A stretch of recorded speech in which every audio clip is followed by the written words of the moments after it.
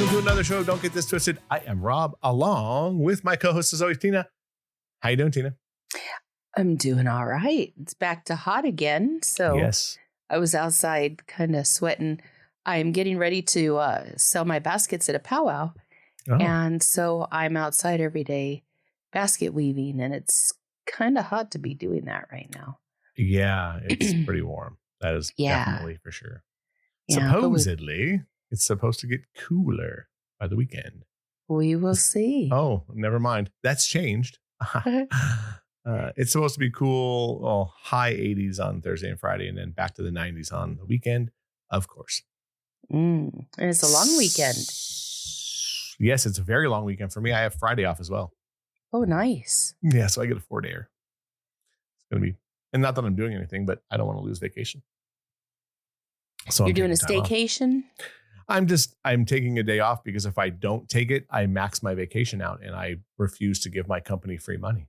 I get you. So I get you. I take it regardless. Right on. Alrighty. It's up to you this week because you said you wanted to talk about something. So I was like, yeah, let's do it. You know, I was driving the other day and I was thinking about how it used to be because I've been driving for a long time now and like a long time now.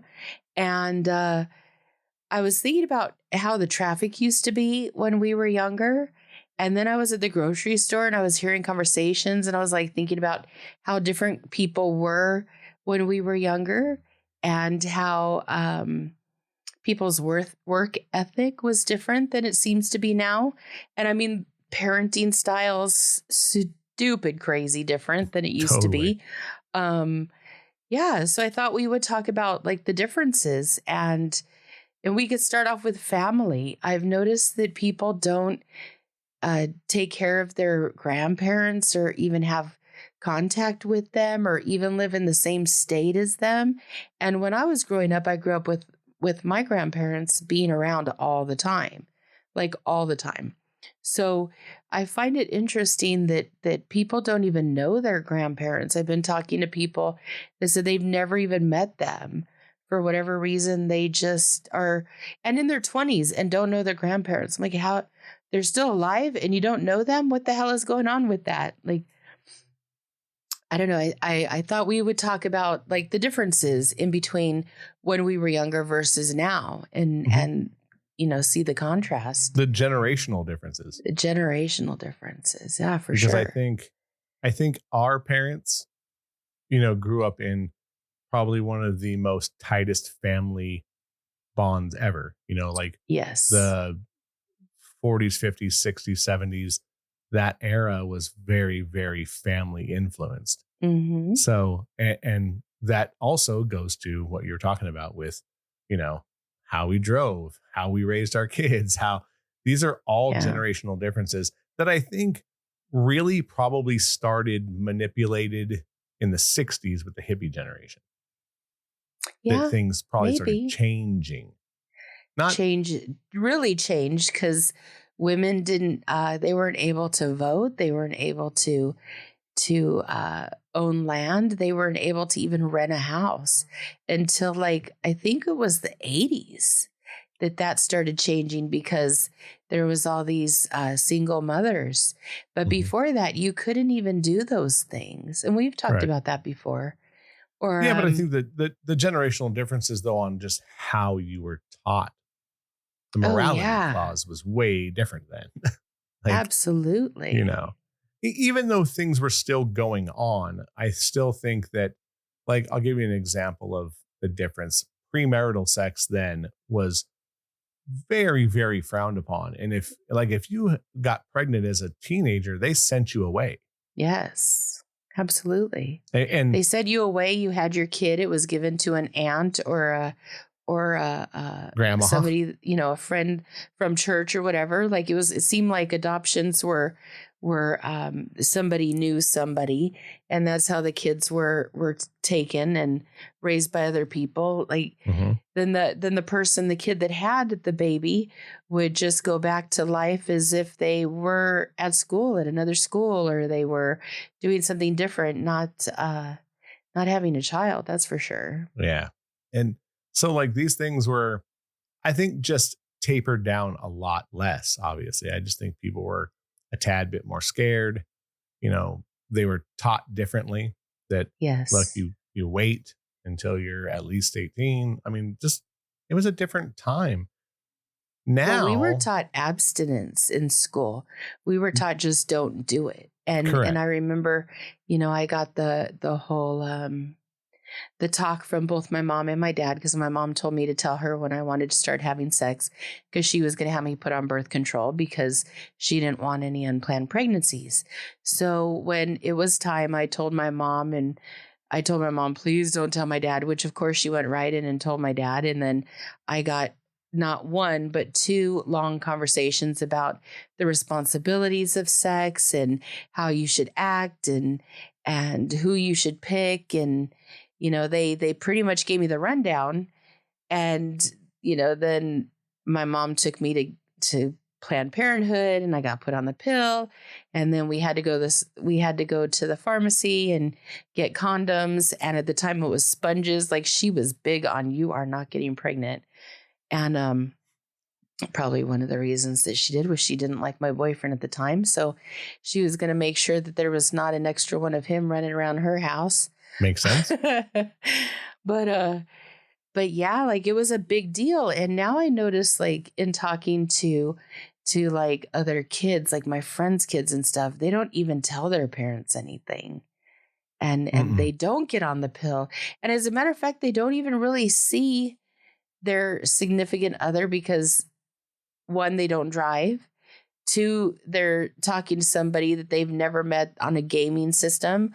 Or three, they just, they're socially awkward. Like, kids are really awkward with each other now. And they'll sit around a table and everybody will be on their phone and they're laughing and they're showing each other their phones. They're talking to each other, but they're not interacting. And I just find that so weird, because when kids were around us when we were younger, it was like, go outside and play. Go outside and play together. And, we don't want to see or hear from you until, the lights come on outside, and I think these kids now, they don't even get off the couches. No. Well, and again, I think, look, we're Gen X. So we were, we were latchkey kids. We were, we played until, we played until the lights came on and then went home and tried to get another 35 minutes out of it. Yeah. Like, we were bartering with our, and we'd ride our bikes, miles away from home while parents were at work in the summertime. They didn't know where we were at all. Not a clue. And I don't think they wanted to know. Look, probably not. Again, much different generation. But I also think that, like, look, we were trusted probably more. There was a lot of single parents, in the 80s. I came from one. My dad was a single parent and he raised me. And look, he had to go to work. He was gone from 7 to 4, every day. So, in the summertime, once I was a teenager, there was like a roll of quarters and the laundry baskets were out. And there was a note with a list. Get this shit done before I get home. Nice. And I didn't have a choice. It wasn't like, hey, I'll do 1 or 2 of these and we'll see what happens. It was get them done, because that's how we were taught to do these things. Oh, absolutely. I think, look, and I'm just as guilty. I think that we just let the next generation off easy because we were trying to be the cool parent or make sure that they, some things, got done easier for them. And some things were just like we were. I think I did a lot of that with my son. Like, I would definitely give him a little leeway, but I was hard on him on other stuff. So, some things come to pass. I wish I would have done a few things differently, but that's just because I didn't want to be like my dad. Yeah.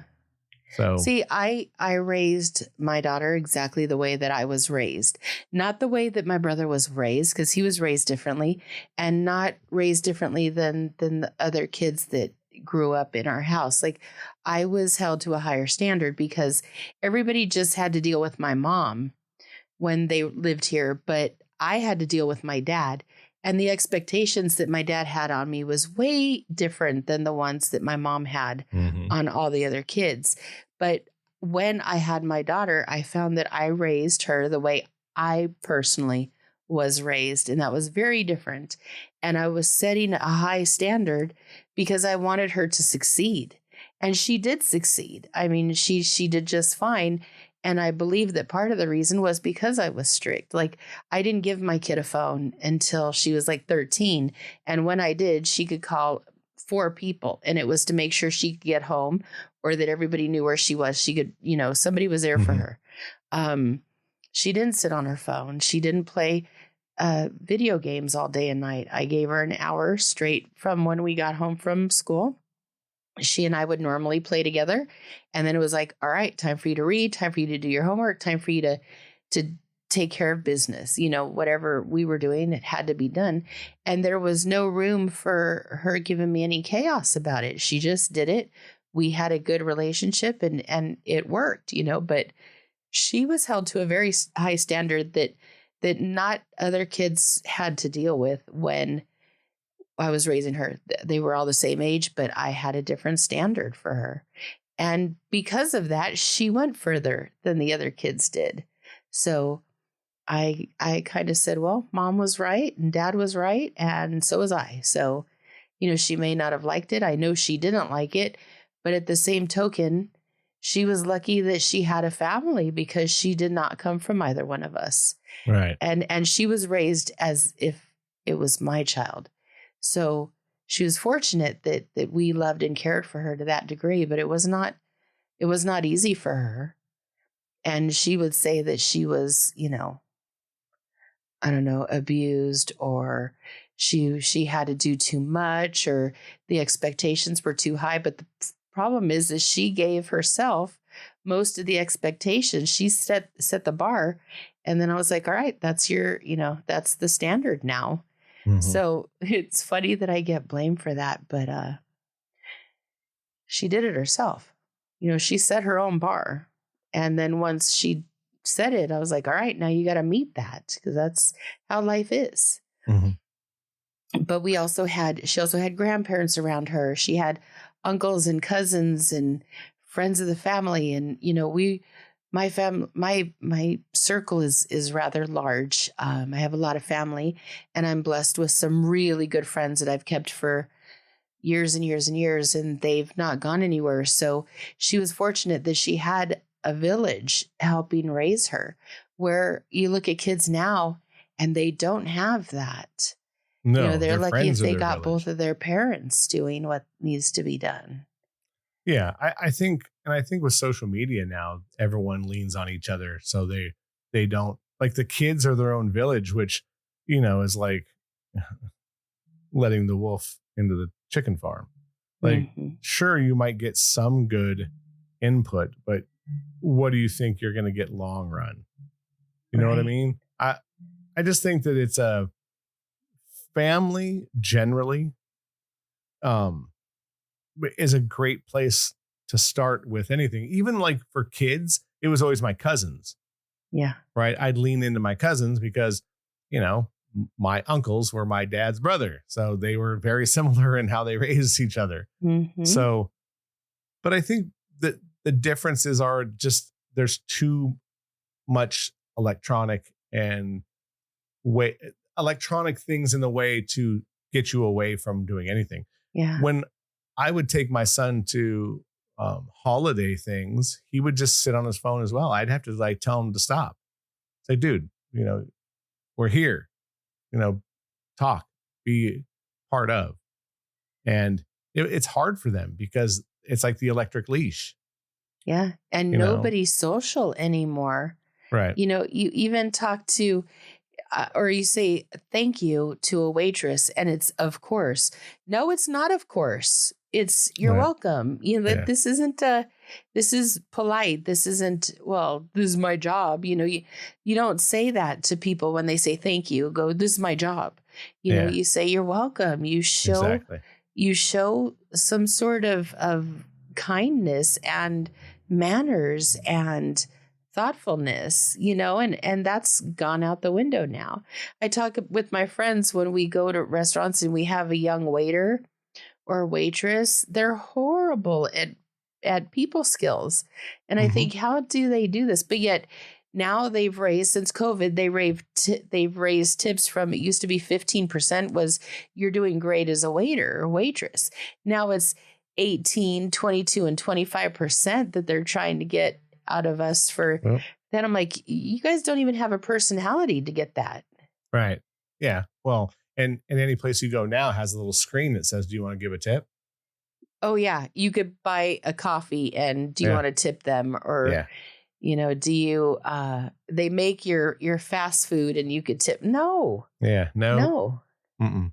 That's for serving. That's for picking up. That's for cleaning up after. That's not for going through a drive-through or going through it's for a service. Yes. Yeah, that's a service thing. But I mean, look, I think, like any generation, we've picked up the bad habits.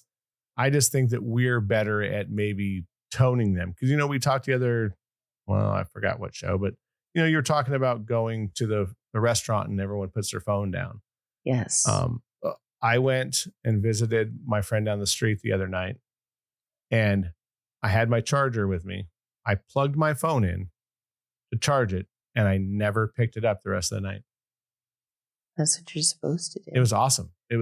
I love hanging out with her because it's a lot of talking and a lot of social skills, and her son's there or her daughter's there or whatever. Like, there's always some kind of social activity, or we'll sit and watch a movie and it's just watching a movie. Like, everything's kind of chill. She stays on her phone a little bit more. I put it down because I like the disappear. I want to get away from having the electric leash in my hand. Yeah. I would prefer everyone put their damn phone down and talk. It's amazing. But these are the generational differences that we're talking about, right?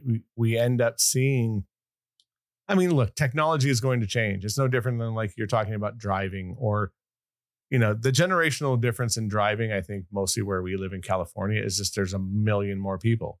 And kids don't want to drive. Oh, without a doubt. Nobody in their early 20s is driving these days. And I was 15 and a half and I was like, oh my God, can I do it now? Can I do it now? Can I do it now? And drove my parents crazy until they let me. But now it's like the parents are going, you need to drive. You need to drive. You need to get a job. You need to do this. You need to do that. And the kids are like, huh? I don't want to drive. Why do I need that when you take me everywhere I want to go? Yeah. And that's the truth, because all through school, whatever they were in, you were driving them around. And so they have the expectation that everything's going to be done for them. And that doesn't help the cause. No. And, my kid had a car before he ever got his license, because at one point I had gotten an inexpensive car for my dad. So I was lucky enough that I never needed to trade it in. So I kept it for him.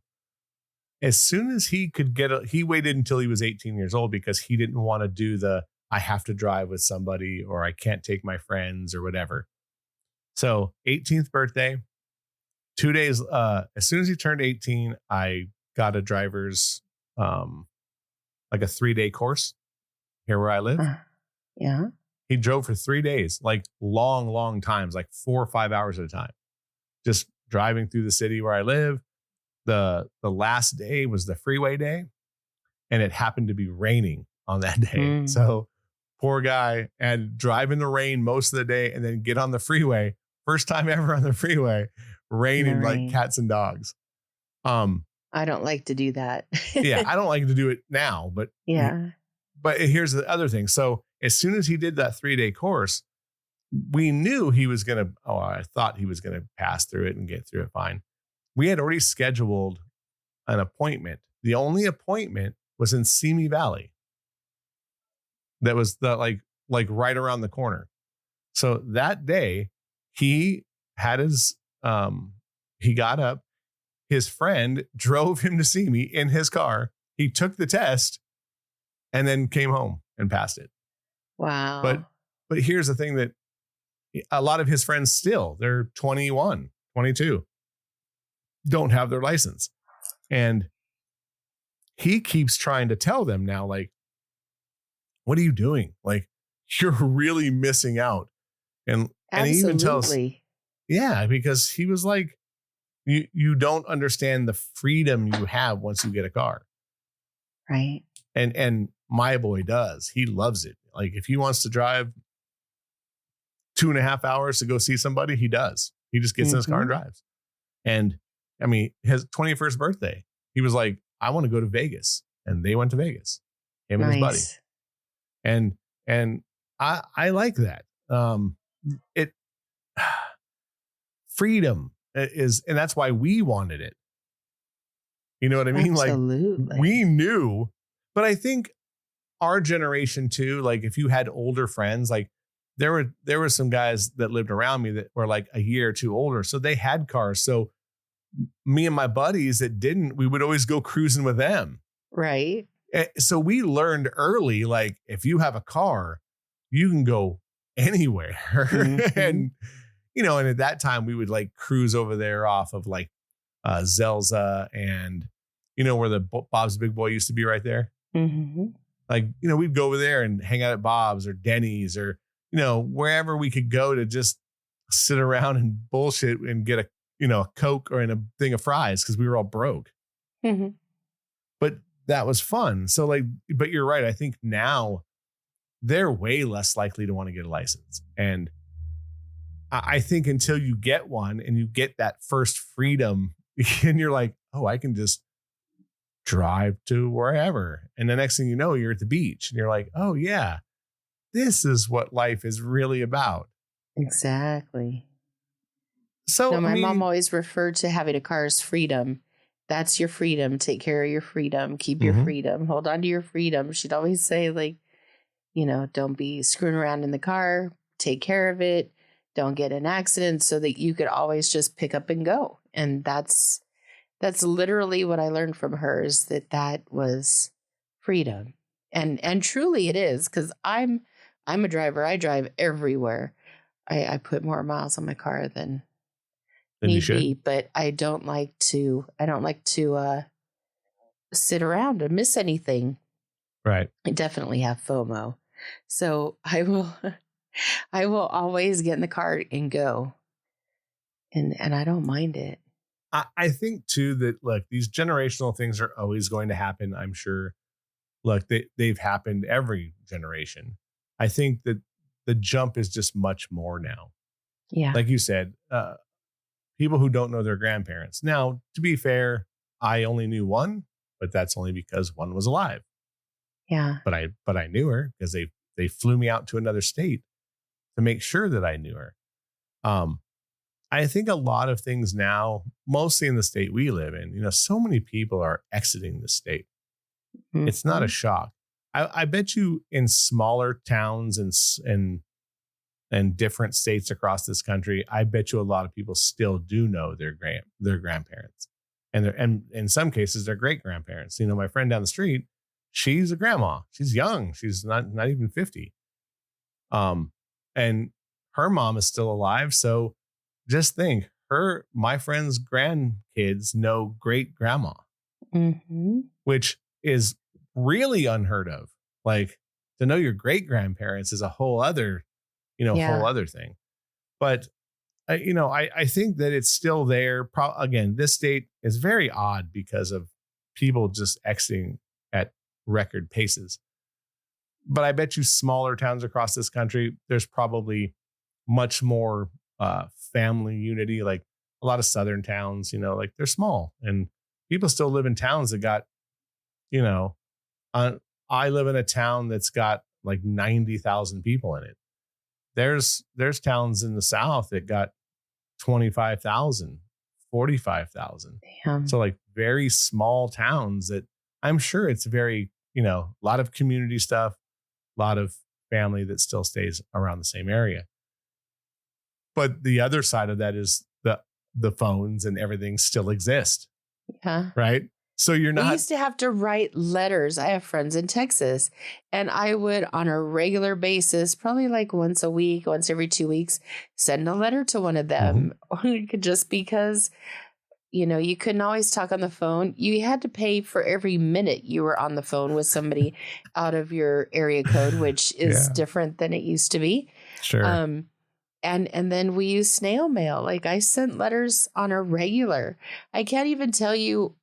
My writing has gone to crap. I can't even tell you the last time I wrote something other than a check. Right. It's crazy because everything we do on a computer or a phone. Typewriter. Yeah. Yeah. That was not the case back in the day. I write probably more than most because I will still, look, I do a lot of jotting of notes in my phone just because it's easier. And if something comes to my head, I type it in. But I still have binders here where if I'm writing poetry, I handwrite it still. Yeah. Just to, because I find it easier sometimes to be able to look at the whole structure if I'm writing. But that's just because I'm trying to rhyme with things, and I think just find it easier. But I think you're right. I mean, there were some friends in Iowa that I had met in the last summer of school. I went out there and we wrote letters for a long time. So. Yeah. And now there's Facebook, so every blue moon, I'll say hi to everybody. But it's an interesting thing to see these generational differences that I think are pushing people further apart and not bringing them closer together. Oh, they're absolutely pushing people further apart. Take, for instance, the driving. Traffic is at an all-time high here. It's horrendous. It's absolutely horrendous. But on the other hand, people used to let you cut in. People used to let you get out in front of them and turn and do whatever they had to do. People were very gracious. People are not even close to being gracious anymore. As a matter of fact, they're complete assholes in the way they don't let somebody in. You cannot merge. They will haul ass to get past you, like as if to win a race or whatever. And nobody uses common sense, good judgment, signals. Oh my gosh, nobody uses signals around here. It's ridiculous. Yeah. So even that's changed. Like, people are very aggressive now, where nobody was aggressive when they were driving.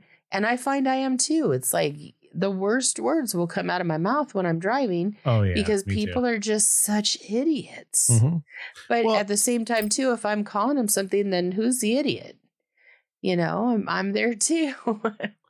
Well, and I think, like, with the driving standpoint, it's, look, we all live in different towns, right? So where I live, I would say first of all, the normal street speed limit where I live is 45. Right. So, like, when I come to where you live, I feel like someone has weighted my car down, because to go 35 is really difficult for me now because I never go 35. It's right. There's a few streets where I live that are 35. There are side streets with houses on them where I live that it's 40 miles an hour. You're kidding. No. Like, wow. There's one by a park that's down the street from my friend. Every time I leave her house and go up the street, it's 40 right next to a park.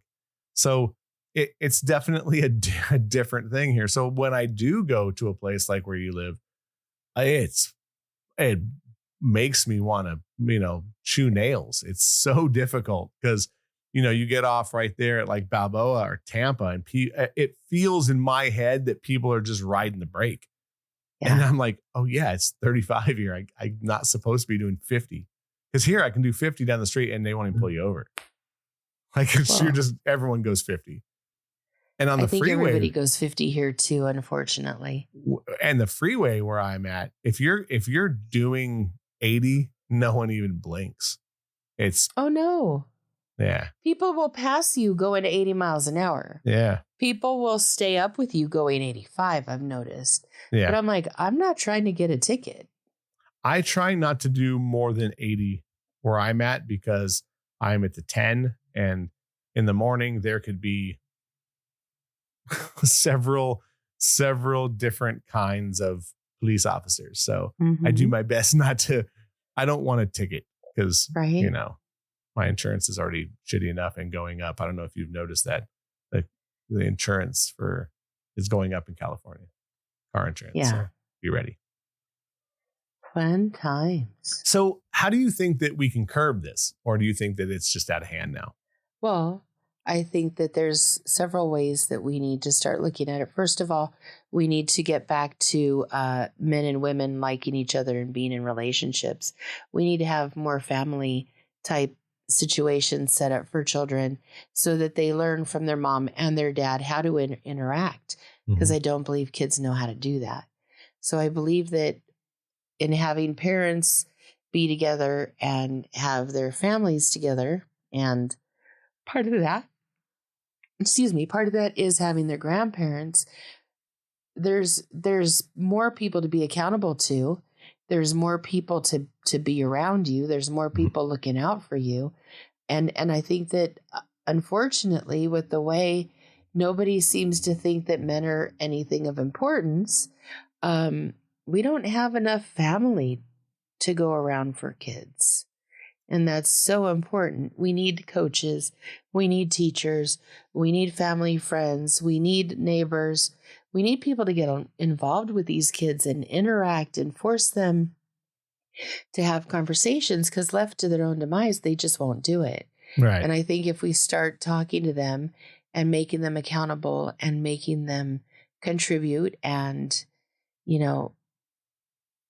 be social. We need to teach people how to be social now. Yeah. Because without that, we don't have much of a community. I think it's been lost in typing. Everyone just finds a way to bury themselves in a phone. And like I said, I think it's bled into our generation for sure. Yeah. I think I find it coming backwards though, or at least with people around me. Me and the girl down the street were talking one night, and I said, if I could just delete all social media, I'd do it tomorrow.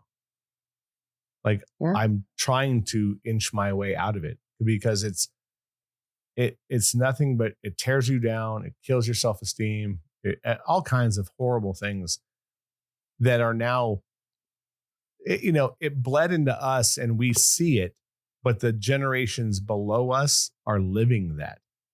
I couldn't imagine being 17 or 16-year-old kid on Instagram looking at, mostly being a girl and looking at these Instagram models that are nowhere near real, are nowhere, there's so many things about them that are now killing this generation, literally. Like everyone's, either taking their own life or, wanting to just do all these crazy things to look like them.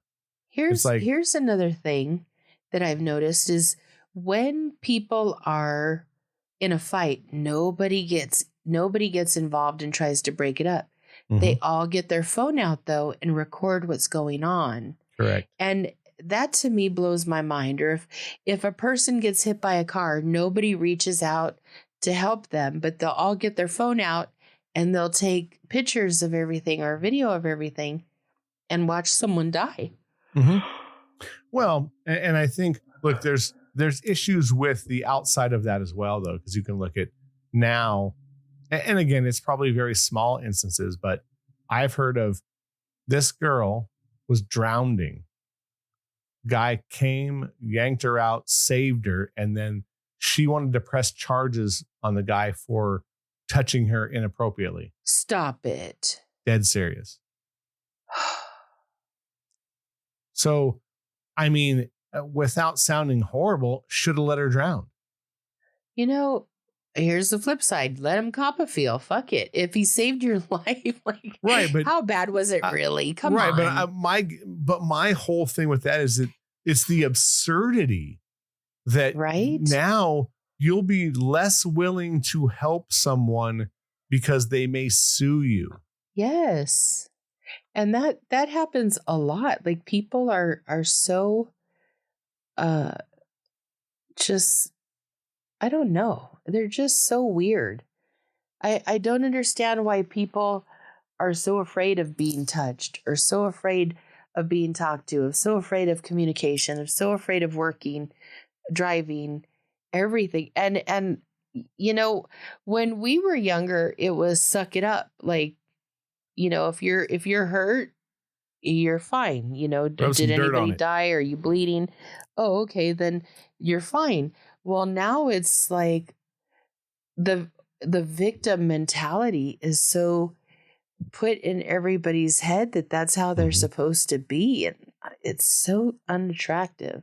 Everyone is coddled.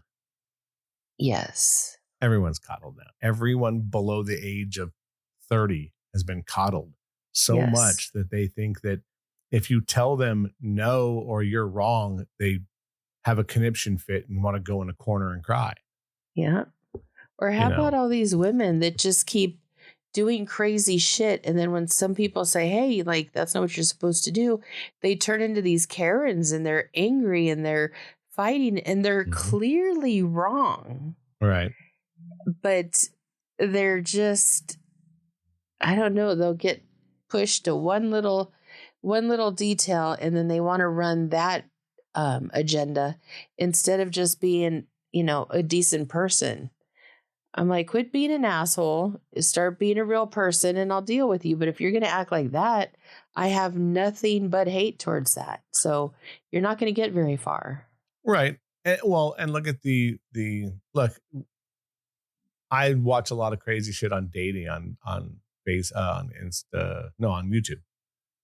And both sides, like you said, bringing men and women together, it's so crazy because we've given the sexual liberation to women so much now that like they're Instagram or OnlyFans models, and that's all they want to be. And it's okay if you show your hoo-hoo, and what's the big deal?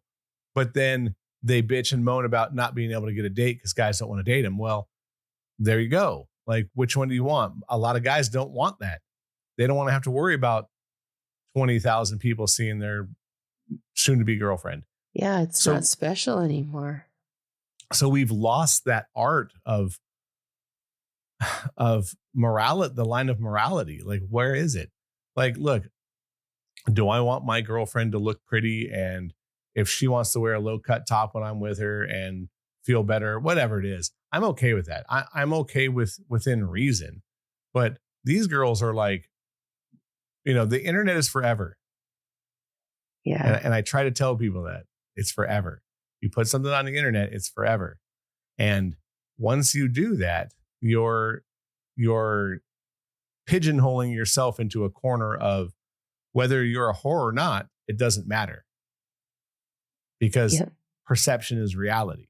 Yeah. So to a man, he might see you as that, what you are, or what you project yourself to be. So that's all he wants from you. So he's going to go out, use you up, and then drop you off. And then people are wondering why, well, he doesn't want to date me. Well, yeah. And I think that there's a lot to that. And again, I don't want to sound horrible. There's dudes that are just as, screwed up and assholey as that too, that, are narcissistic pieces of shit who will use and abuse you, then tell you they love you, and then shit on you the next morning. And there's both sides of that coin. Absolutely. But how do we bring that back together where morality and dating is impossible, right? No one wants to talk to each other. Men are afraid of women now. Why walk up to them?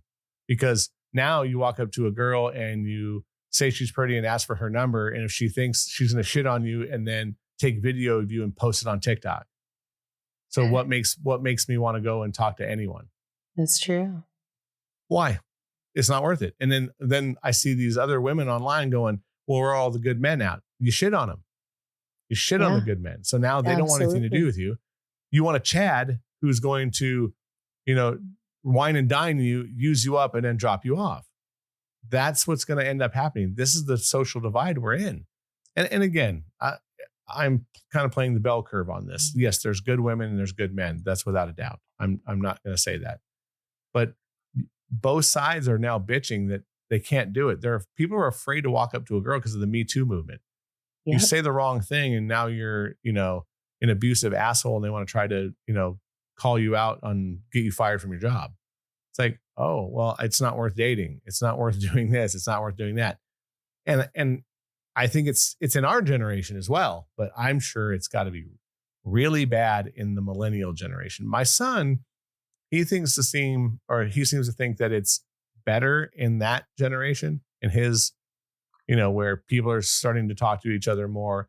And I think with video calling, or like, he's a video gamer, so like they all have cameras, so they talk in real time, like with people. Now there's issues with that being far away and a bunch of other things, but they're at least communicating with some kind of real person in real time. It's kind of like FaceTiming all the time. So I think that's better, but I couldn't imagine, being afraid to walk up and talk to somebody because you're afraid of the backlash you may get. Yeah. I think that's a problem. It's a huge problem. Like we've talked about it before. I think they said by 2030, so what is that, 6 years from now, 50% of women will be single. Wow. Which means just under that will be men, right? Because there's less of us. Right. So let's say 48% of men will all be single.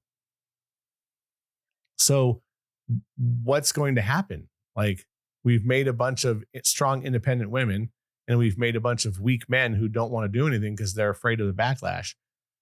We're going to divide and divide. We'll be long dead, Tina, before we have to worry about it. Long dead. That's true. But what's going to happen? There'll be no children. There'll be no babies. There'll be no one living here. There'll be nothing to sustain the food sources, anything. There'll be way too much food and no one to eat it, and no one to make it, and no one to do all these things, because we're not procreating, and we're now pushing far apart, where I think both sides want a relationship. I don't argue that point. Look, humans are meant to be in a social relationship. That's how we're built. We're that kind of animal. We do better. Statistically speaking, married men live like 4.5 years longer. True. Married. Yep. So, and so being in a relationship from the standpoint of doing better, feeling better, being happier, it's all true. Even though people will tell you being in a relationship is hard and you can be unhappy, that's probably true. But statistically speaking, you're better off being in one. Right. So, how do we change these generational curses? I don't know. I'm hoping that we can find a way, because we need to socially. We really need to change things. We need, like you said, communication, social skills, huge, right? Yeah. Social skills will lead to dating skills and not being afraid to talk to each other. And look, I'm going to sound dated and bad, but gender roles work. They do. And look, in a lot of states like the one we live in, finding a guy who's going to be able to take care of you financially is probably slim to none. Like, 65% of men in this country only make like $38,000. So that's true. All these women who start talking about, I want a guy who makes 6 figures, it's like 1% of the country. Good luck. Because there's 90% of the women trying to find 1% of the men. It's not going to happen. So start looking at partnerships, real relationships or partnerships. I have no problem being in a relationship where it doesn't have to be 50-50, but it has to be a partnership. You're going to share things. You're going to have to bring in money together. Those are the things that make the world go around. And generally, you have a better relationship with somebody because you're both putting in to build something. Absolutely. These are the skills that need to change now, generation. We have to stop telling women that they don't need a man. That's the worst thing you can tell them. They may not need a man, but their kids do. Well, that's for sure. But let's say they don't even have kids. If you're telling young women that you don't need a man, it's like you're really pushing the social implications of that very far away from each other.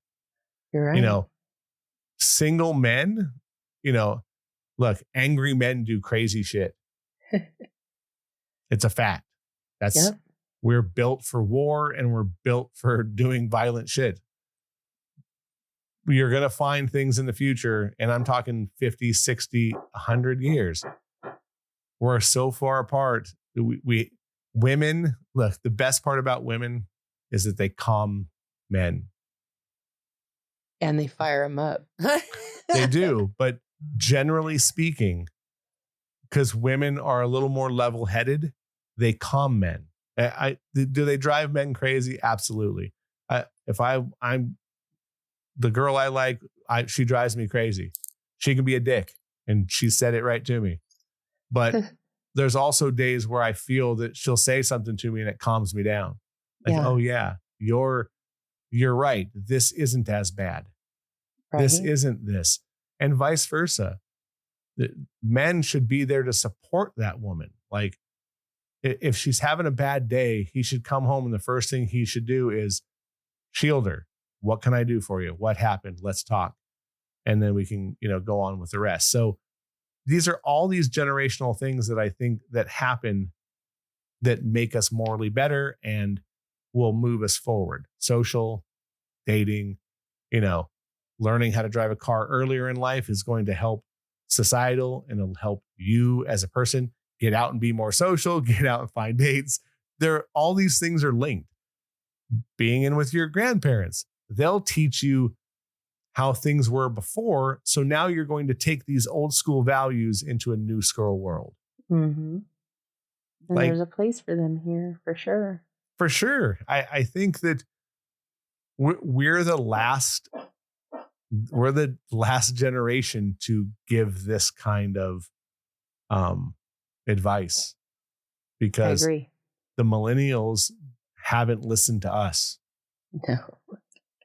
So, and they're the ones that are pushing, although I think they're learning now that the shit that they've learned isn't working either. Right. Because there's 30-year-old women who want to be strong and independent, but now want a man. It's like, well, yeah. And there's men who were taught, it's okay to be a little more feminine and emotional, and they're finding that everyone thinks they're weak. So you're going to have to build this back up. That, look, like I said, gender roles work. They've worked for thousands and thousands of years. I believe that women can be strong and men can be strong and supportive, and they could find a happy medium. For sure. I won't argue that. They're saying that it has to be all one way or another is ridiculous. In life, it's all about finding balance. In nature, same thing, always finding balance. Exactly. There's a way to do this where you could have an independent type of woman and an independent type of man, but still that want to lean on each other, that want to be with each other, that are entertained by each other and want to interact. And that's the goal. That should be the goal. It shouldn't be like, I could do everything all by myself. I don't need you. Well, why don't you need that? Why right. would you not? There's something really wrong with you. Forget you saying you have ADD, PTSD, COPD, whatever the frick everybody's got. They all got the initials. But like, the problem is that you think that you don't need a partner, that you don't need somebody to lean on. That's where the problem starts. Yeah. Because it don't matter how independent you are, how strong you are, how whatever you are, people need people. Correct. I agree. I'm one to say that I more want somebody than need them. But I think, look, you do need someone. We all need that. Again, there's things that, statistically speaking, and again, we can argue those facts all we want, but we live better in communal places with lots of people. And generally, if you have a mate, you are living a better life. That's just absolutely how we work. And if you look in any other animal, any social animal, it's exactly the same. And I'm talking like bears, not even where you could argue, monkeys, where they're the closest thing to us. I'm talking like other animals, lions, bears, social animals that do a lot of the same things we do. They have a mate, they have a mating season where they find someone and they live that life for a short period of time, whatever it is. Yeah. You know, we may stand up and have bigger brains, but I would never argue we're the smartest. Yeah. Well, if today seeing people and how they act on social media doesn't tell you that's 100% not true. 100% true. Oh, for sure. Well, there's a lot of dumb people on smartphones. Yep. Without a doubt. Well, I mean, I hope, going forward, what we're talking about leads somebody to look at their younger kids or their millennial kids and go, look, things may have changed, but they really need to stay the same. Because I think we're missing out on grandparents and parents giving advice and stout advice. Like, I've lived this, and I know it's hard to tell your kids that kind of stuff because they always think that they're right. But, we have to try to find better to show them the reality of, I've lived this life. Like, the advice I'm giving you is based on this, this, and this. And, social media is the devil. I don't care what anyone says. If I can find a way to get off of it, I'm definitely going to. It's nothing but a doom scrolling time killer where I would rather be sitting on a couch talking to somebody about someone else's life or something that happened or what's going on in the world. We need to talk to each other more. We need the interaction for sure. Yeah. Alrighty. Well, any last words before we say good night, good morning, good evening, or whatever this is? Put your phone down and start talking. Perfect. That's what I'm going to do. Yeah. Make sure you check us out on all the places you can listen to this show. Share it, please. We've had crazy places lately again, like Brazil and more in Iceland, Morocco. So like, there's been some like really crazy places. And of course, all the people in the States, keep sharing with all your friends and see if we can't get some new listeners. Besides that, and the socials, you can check us out on those social medias. Hopefully I won't be posting on them soon, but it's an opinion show. Don't get it twisted. Keep coming back every Wednesday. For my co-host Tina, I'm Rob. We'll talk to you in a week. Thanks. See ya. See ya.